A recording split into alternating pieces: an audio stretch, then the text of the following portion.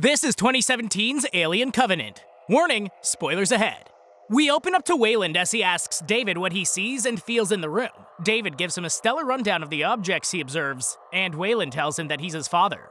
Wayland then has David show off his skills by walking around the room and playing classical pieces on the piano. Eventually, David asks Wayland who created him, and Wayland tells him that that's the most meaningful question that he plans to find the answer to. Wayland doesn't think that he's just a byproduct of some biological phenomenon, and he plans to find the answer. Then we jump to the colonizing vessel named the Covenant, and the year is 2104. Safe to say that there was a little time jump here. Just think, we're planning on having colonizing ships within the century? Maybe Elon can figure that one out. Walter walks the halls of the ship, and Mother calls to him to come to the bridge. Once Walter arrives on the bridge, he deploys some basic recharge maintenance for the ship, and he goes to check on the crew who's hibernating. Next, he goes to check on the human embryos that are being transported. Suddenly, Mother tells Walter that there's a problem that requires his immediate attention on the bridge. On his way, there's a power surge, and the ship goes into a critical threat level. The crew's woken up, and Walter comes to the bridge to find it on fire. He calmly handles the situation, but the captain catches fire in his pod before he's ejected. It looks like a terrifying way to go, but he's also in a dead sleep. Cryosleep is not an exact science that everyone knows about. So does he feel it, or is he just forever sleeping? After the emergency is handled, the crew dispose of the captain's body, and they tend to the crew that didn't survive. Daniels goes to a room to mourn the death of the captain, her husband. Meanwhile, the crew is put in the hands of Orem, and he gathers the rest of them to go over a game plan. Orem tries to respect the death of Jacob as best as he can, but he cuts right to the chase to give them a rundown of what's wrong with the ship. Orem tells the crew that he wants to handle the ship before handling the dead, and this doesn't go so well with the other crew members. When Daniels arrives, she gets right to business though, and Walter goes to help her check the vehicles. While she checks the ties, she tells Walter that this move wasn't her idea at all, and Jacob had big plans for the two of them to build a cabin in outer space. Tell me that doesn't sound awesome. A cabin by the lake is peace on Earth. Imagine what it would be like in outer space. Granted, it could be some random second Earth, but it would still be phenomenal. Later, the crew gathers to drink to Jacob's memory, and Orem watches them on the monitor. Eventually, Corinne shows up on the bridge, and Orem tries to tell her that the crew disobeyed his direct orders. Corinne reminds him that he needs to tread softly, and what just happened was actually Daniels burying her husband. After that, Tennessee and Anchor head out of the ship to reconnect the recharge sails, and Tennessee is hit with feedback while he's on his way in. When he gets back inside, Walter reads his helmet's computer to see what message Tennessee picked up, and it turns out that the signal is actually Country Roads by John Denver. When they trace the message, they find that the planet the stream came from is actually more habitable than the other planet they were headed to. Yeah, the company didn't pick this planet for a reason. How is it that I know not to trust the Wayland Corporation, and all of the people that actually live in this cinematic universe have no idea what's going on? Daniels takes Orem aside to make her disapproval of going to this planet known, but Orem essentially sets her opinion to the side. As they approach the planet, the crew scans the environment, and they dispatch a landing party. The landing vehicle hits an ionic storm on their approach to the planet, and the crew on board start to regret deciding to come down. Eventually, they make it through and they land in the water. After the crew grabs their gear, they make their way out onto the planet, and Walter leads the way to the signal source. Orem thinks that they've found a planet that they can inhabit to save time, but Daniels isn't too sure. Seriously, the only person wondering why this place is so habitable is Daniels. There's wheat. Who planted it? In that case, who planted wheat here? This is the kind of stuff that causes existential crisis. Eventually, Corinne and Ledward stop to gather samples, and the rest of the crew continue to the signal source. As they continue, Daniels notices that they can't hear any birds or animals anywhere around, but that doesn't seem to bother anyone else. Meanwhile, Ledward goes to take a leak, and he ends up stepping on some spores that gather and dig into his ear. Back with the rest of the crew, they end up coming across a spaceship that seems to have crash-landed. If any of you have watched Prometheus or my video on the movie, you'll recognize that this is actually the same ship from that movie. It's all connected.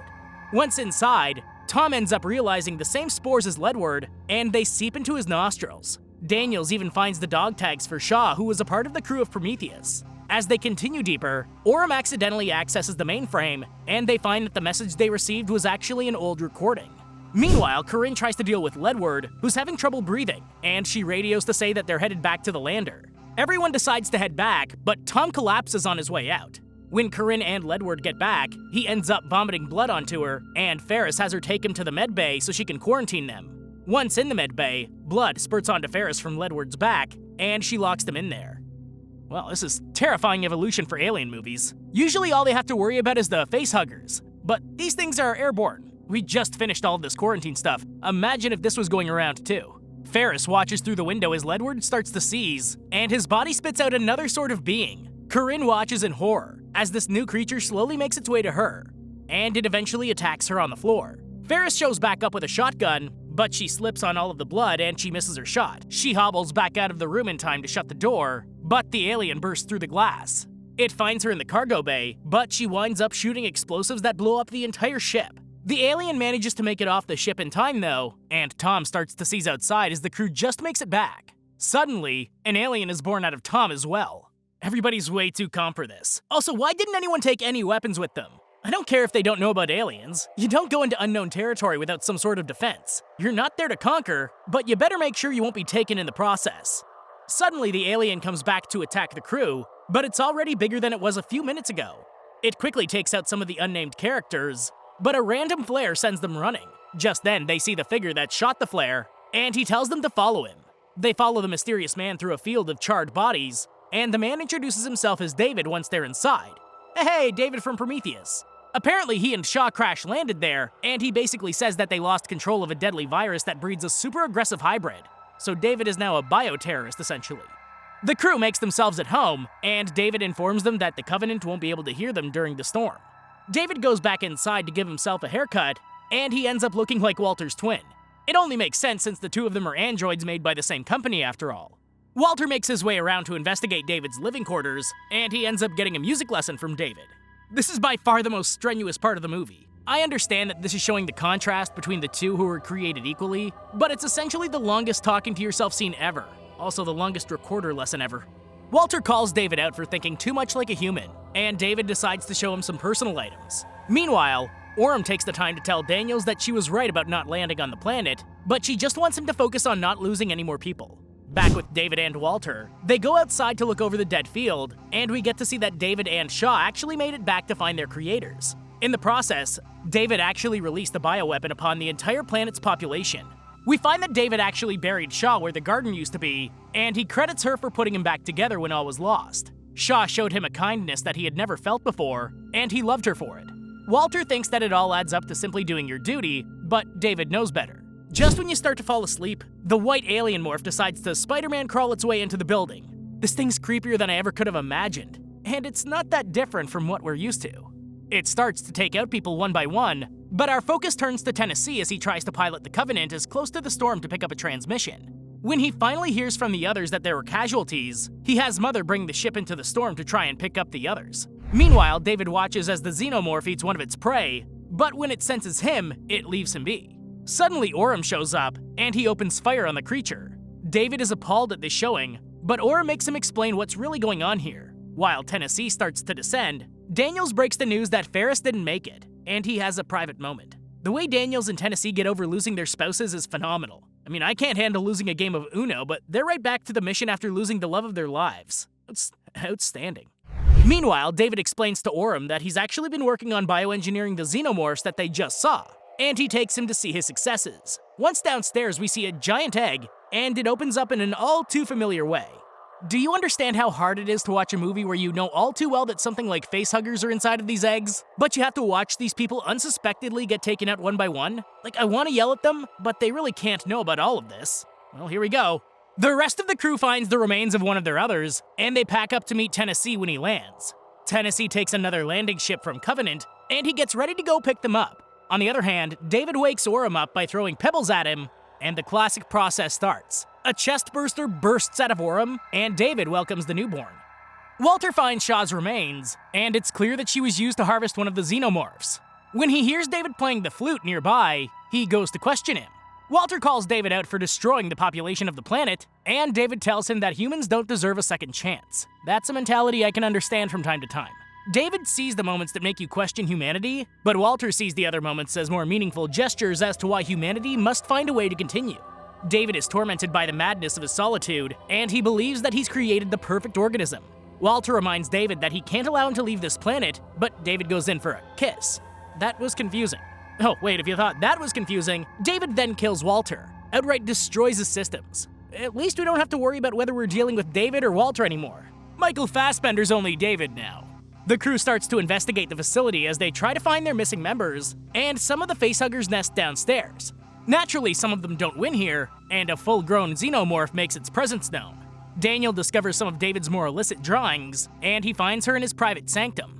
The two of them put up a fight, and David tells her that he'll take her out the same way he did Shaw. To everyone's surprise, Walter shows up, and he explains that there have been a few updates to the android model to explain why David is so surprised to find him alive. Daniels makes a run for it, and she tells the others that Tennessee is on his way to pick them up. Meanwhile, we don't get to see the end of Walter and David's fight. That's key. Don't forget that we don't know which one is which. Outside, Tennessee starts to land to pick up the remaining survivors, but the xenomorphs start to run after them. Daniels and another survivor make it to the ship with an android that they think is Walter, and Daniels heads outside to handle the xenomorph that's hitching a ride on the undercarriage of the ship. Tennessee starts his climb, and Daniels holds on for dear life outside the hull. Eventually, the aliens try to bash through the windshield, but Daniels has an idea that includes the industrial train that's attached to the ship. When she uses it, it causes the ship to become unbalanced, and she winds up going face to face with it until she gets squished to a pulp. As acid blood spews everywhere, Tennessee fights to control the ship, and he manages to bring the crane and Daniels back on the ship. That's lucky. Either way, no one seems to be addressing whether Walter is actually Walter, and to me that seems like the bigger concern. Eventually, Walter heads out to retrieve Daniels, and Tennessee takes them back up to the Covenant. Once there, Upworth starts working on Lope, and Daniels watches as they work on reconstructing his face. Then she goes to check on Walter in the medbay, and she offers to help him with stitches. Later, Daniels goes to make dinner, and Tennessee comes in to grieve the loss of their loved ones. Suddenly, Mother powers back up, and she calls Daniels to the medbay. Mother tells her that there's an unidentified life form on the ship, and she grabs a weapon from Tennessee before the two of them head there. Meanwhile, Walter watches on a monitor with a smile on his face. Once Daniels and Tennessee get to the medbay, they find that Lope's chest has burst open, and she asks Walter to check the sensors. I think that it's safe to say that Walter is actually David, and he's ready to set the xenomorph free on another planet. Leave it to the xenomorph to interrupt a good lovemaking scene, though. When Daniels makes it to the showers, she finds that she's too late, and Tennessee follows a trail of bloody footsteps. Daniels decides that they need to fight this thing on their own turf, and she has Walter close all hatches behind them as she leads it to a certain sub-area. Daniels wants Walter to clear a path to the terraforming bay, and she opens the doors to the airlock.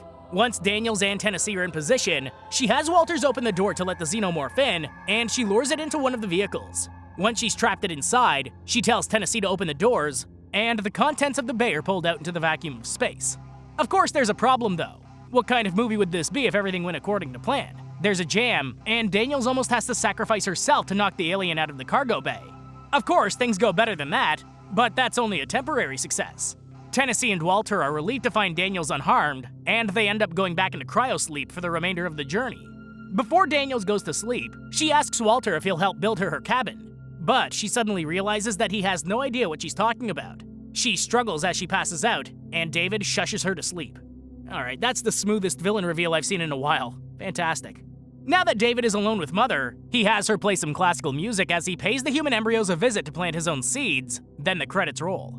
Alien's one of my all-time favorite franchises, and this one didn't disappoint. It definitely took a different route than some of the others, but it gave me enough Alien to scratch my itch. Give it a shot. Thank you for watching, and I hope you enjoyed the video.